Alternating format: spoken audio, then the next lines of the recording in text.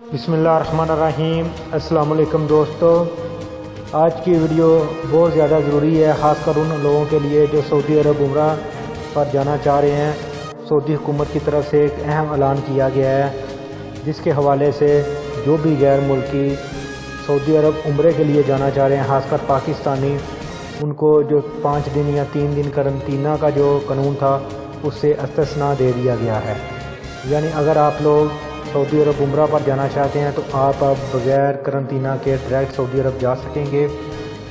اس کے لیے ضروری یہی ہے کہ جو سعودی عرب میں منظور شدہ ویکسین ہے اس کی دونوں ڈوز آپ نے اپنے ملک میں لگائی ہوں، جو کہ جس میں فائزر بھی شامل ہے، موڈرنا بھی شامل ہے، ایسٹرازینیکا وغیرہ بھی شامل ہے۔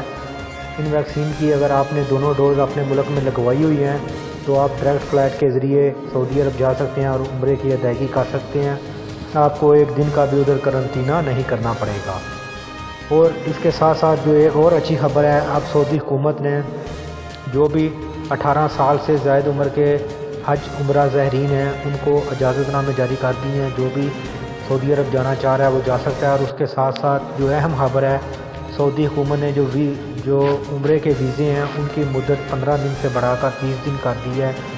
اور اگر آپ لوگ ویزا حاصل کریں گے تو آپ کو 15 دن کی بجائے 30 دن کا ملے گا۔ آگے آپ کی مرضی ہے، آپ جتنے دن مرضی ادھر قیام کریں۔ تو دوستو یہ ایک بہت اچھی خبر ہے ان لوگوں کے لیے جو عمرہ کرنا چاہ رہے ہیں، اب ان کو بالکل بھی قرنطینہ نہیں کرنا پڑے گا۔ تو دوستو یہ تھی آج کی ویڈیو کو لائک اور شیئر ضرور کریں تاکہ انفارمیشن آپ لوگوں تک پہنچ سکے۔